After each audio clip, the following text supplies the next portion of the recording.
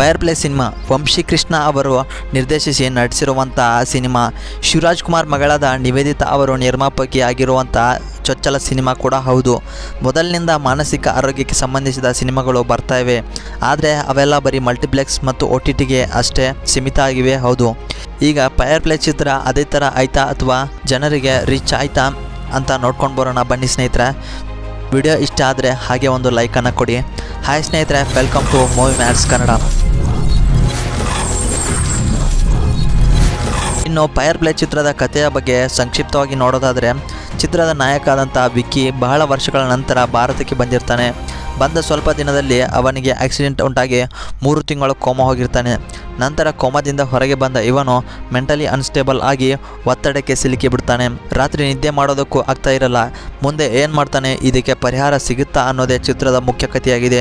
ಇನ್ನು ಚಿತ್ರದ ಕಥೆಯನ್ನು ತುಂಬ ಸರಳವಾಗಿ ಕಾಣಿಸೋ ಥರ ಮಾಡಿದರೂ ಕೂಡ ಇದು ನಮಗೆ ಕಾಣಿಸೋದಕ್ಕಿಂತ ವಿಭಿನ್ನ ಆಗಿದೆ ಅಂತ ಹೇಳ್ಬೋದು. ಫೈರ್ ಪ್ಲೇ ಚಿತ್ರದ ಎಫೆಕ್ಟಿವ್ ಪಾರ್ಟ್ ಅಂದರೆ ಅದು ಚಿತ್ರದ ಟೆಕ್ನಿಕ್ಸ್ ಮತ್ತು ಸ್ಟೋರಿ ರೈಟಿಂಗ್ ಎರಡೂ ಅದ್ಭುತವಾಗಿದೆ. ನಾವು ಈ ಹಿಂದೆ ಕನ್ನಡದಲ್ಲಿ ಇಂಥ ಒಂದು ಪ್ರಾಕ್ಟಿಕಲ್ ಚಿತ್ರ ಮಾಡಿರೋದನ್ನು ನೋಡಿಲ್ಲ ಅಂತ ಹೇಳ್ತೀನಿ. ಇದೊಂದು ಹೊಸ ಅನುಭವ ನೀಡೋದು ಗ್ಯಾರಂಟಿ.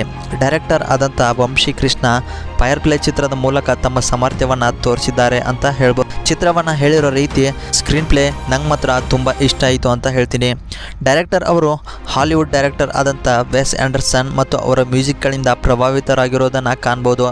ಫೈರ್ ಪ್ಲೇ ಚಿತ್ರವು ಒಂದು ಅದ್ಭುತವಾದಂಥ ಸಿನಿಮಾ ಹೌದು, ಆದರೆ ಅದರಲ್ಲೂ ಕೆಲವು ನ್ಯೂನ್ಯತೆಗಳನ್ನು ನಾವು ನೋಡ್ಬೋದು.